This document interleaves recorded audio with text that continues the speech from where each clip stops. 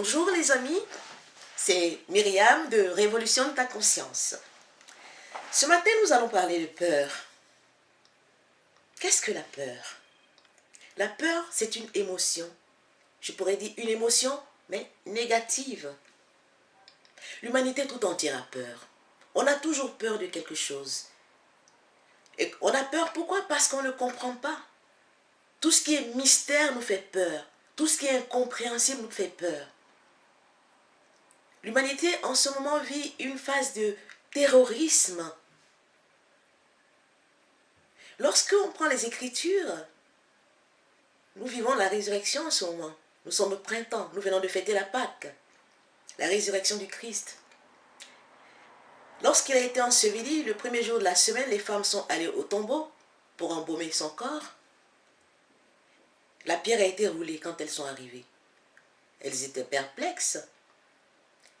Évidemment, dans une partie, dans Matthieu, l'histoire qui est racontée dans les évangiles synoptiques, Matthieu, Marc, Luc, Jean, il y a eu un tremblement de terre, un ange est apparu sous forme d'éclair, et les gardes, ils étaient tellement effrayés, ils ont eu tellement peur qu'ils sont tombés comme raides morts.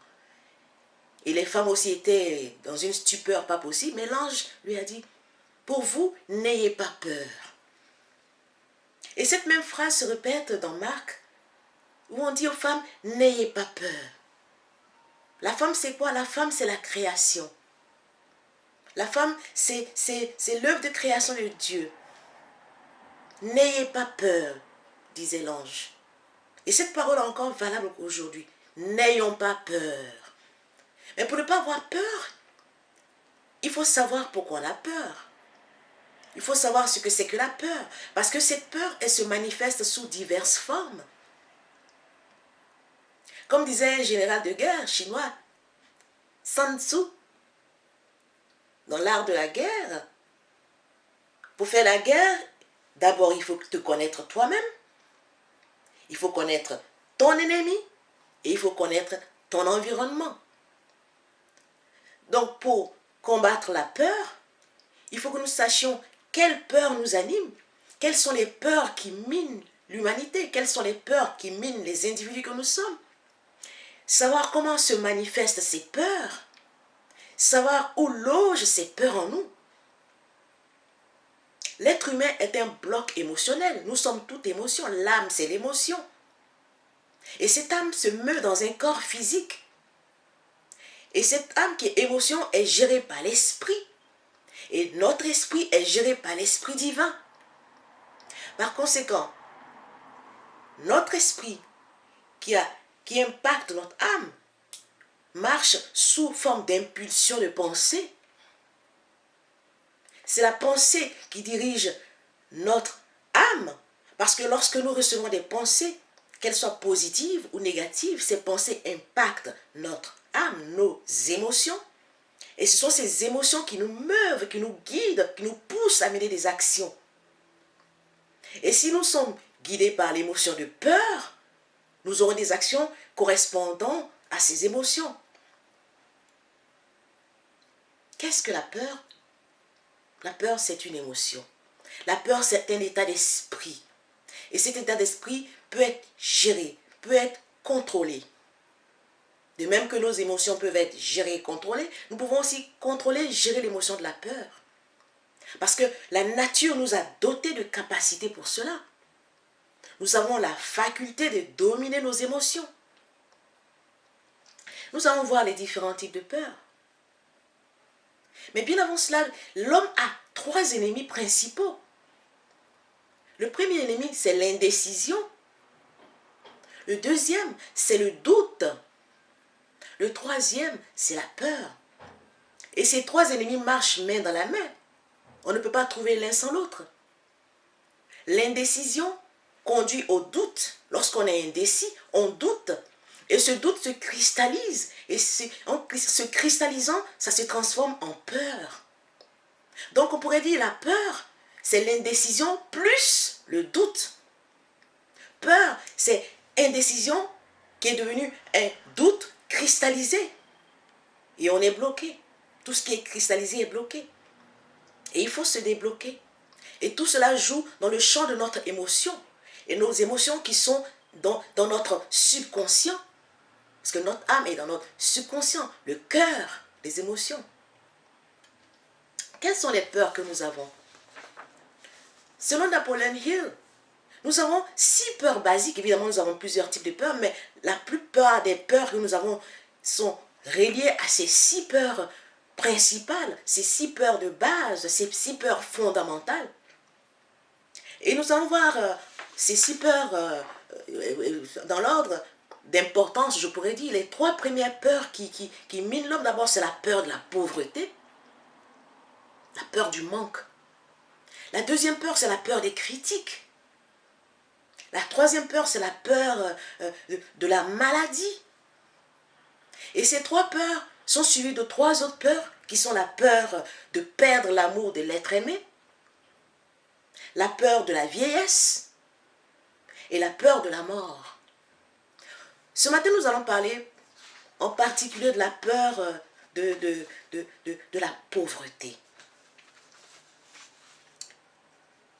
Mais quand on parle de pauvreté, ça fait appel à richesse, à l'opposé. Donc la richesse au sens large du terme, on parle de richesse en nous référant aux richesses d'abord matérielles, aux richesses financières, aux richesses mentales et aux richesses spirituelles. Donc la richesse, ce n'est pas seulement la richesse matérielle, elle est aussi spirituelle. Et l'homme ne peut rien faire qui ne soit conçu sous forme d'impulsion de pensée. Ce sont nos pensées qui nous guident, comme je le disais tantôt. Et pour que la richesse se manifeste, il faut que nous sachions quel type de richesse nous voulons. Et en quelle quantité nous voulons cette richesse. Mais pour cela, il faut savoir comment gérer l'ennemi appelé peur de la pauvreté. Il faut savoir quels sont ses symptômes. Il faut savoir comment il se manifeste, cet ennemi-là.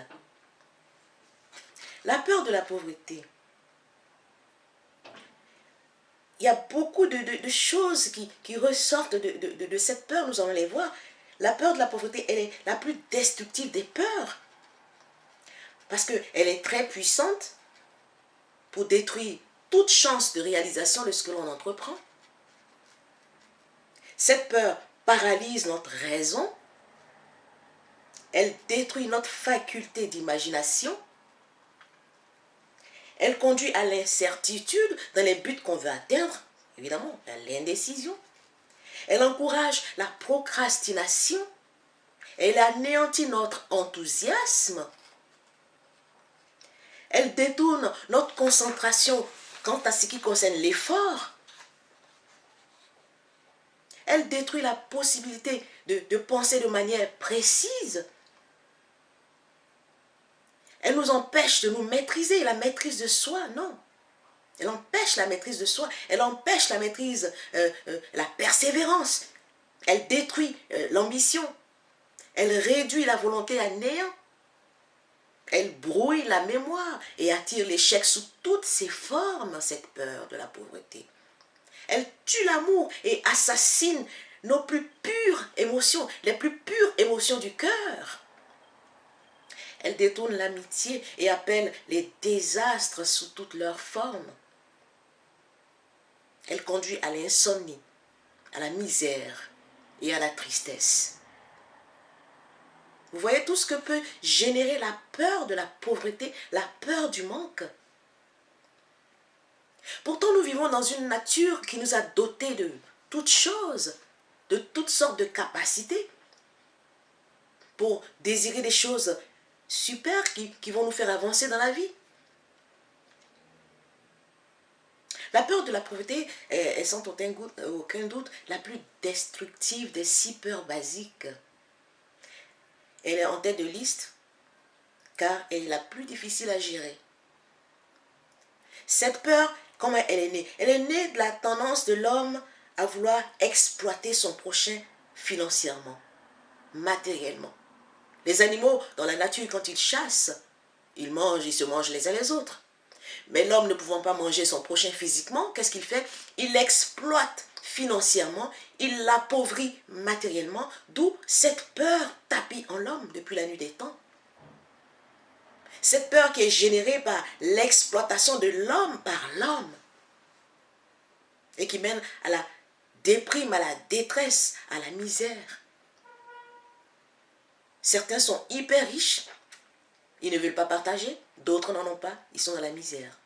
Voici le schéma, voici le tableau de l'humanité en ce qui concerne le partage des richesses. Donc, quand on demande à la majorité des gens de quoi ils ont peur, souvent ils disent « Oh, j'ai pas peur ». C'est faux. On a tous une peur quelconque d'une manière ou d'une autre. Parce que les gens refusent, ils sont tellement enchaînés, ils sont tellement handicapés, ils sont tellement enveloppés physiquement et spirituellement par une peur quelconque. Ils ne se rendent même pas compte des peurs qu'ils ont. Et ils vivent toute leur vie avec des peurs. Et ils sont malheureux. Ils ne cherchent pas à comprendre pourquoi ils sont malheureux. Au fond d'eux est tapie une peur qu'ils n'arrivent pas à maîtriser, qu'ils n'arrivent pas à gérer. Nous allons voir les symptômes de la peur de la pauvreté. Le premier des symptômes, c'est l'indifférence totale. Et cette indifférence s'exprime par le manque d'ambition, par la tolérance de la pauvreté. On accepte tout ce que la vie nous propose sans protester. Ça s'exprime aussi par la paresse mentale et physique.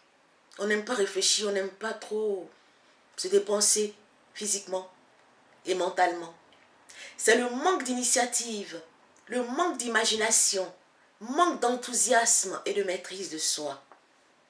La personne qui a cette peur ne peut pas se maîtriser. En général, quand on a peur, on ne se maîtrise pas. Donc, premier symptôme, l'indifférence. Deuxième symptôme, c'est l'indécision. L'habitude de remettre aux autres la capacité de décider pour soi. On laisse les autres décider à notre place. On n'ose pas prendre des initiatives. On se met à l'écart des décisions. Parce qu'on ne peut pas décider. Troisième symptôme, le doute. Généralement, ce doute est exprimé sous forme de faux alibis, de fausses excuses qu'on se donne pour se couvrir. On s'excuse de ses échecs. On doute de soi. Cela s'exprime aussi sous forme d'envie vis-à-vis de ceux qui ont réussi. Et on les jalouse, on les critique. Oh, comment il a obtenu sa richesse? C'est pas normal. Pourquoi il est riche? Il a dû faire une fausse manœuvre, il a dû tromper quelqu'un quelque part. Il doute des autres. Au lieu de chercher à comprendre, au lieu de les approcher pour voir comment ces personnes ont réussi, il doute d'eux. Troisième symptôme. Quatrième symptôme, les soucis. Ceux qui ont peur sont souvent, ceux qui ont cette peur de la pauvreté sont tout le temps soucieux. Ils trouvent des fautes aux autres. Ils accusent les autres de leur malheur. Au lieu de chercher à se comprendre, au lieu de chercher à comprendre les raisons des problèmes qu'ils ont. Donc, ils accusent les autres. Ils ont tendance aussi à dépenser au-delà de leurs ressources, au-delà de ce qu'ils ont. Ils négligent leur apparence. Ils grondent, on pleurniche.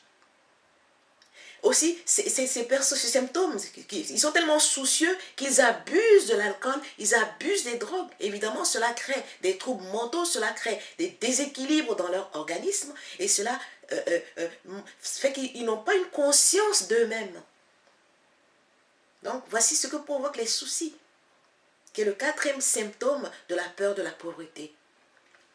Cinquième symptôme, c'est l'excès de prudence.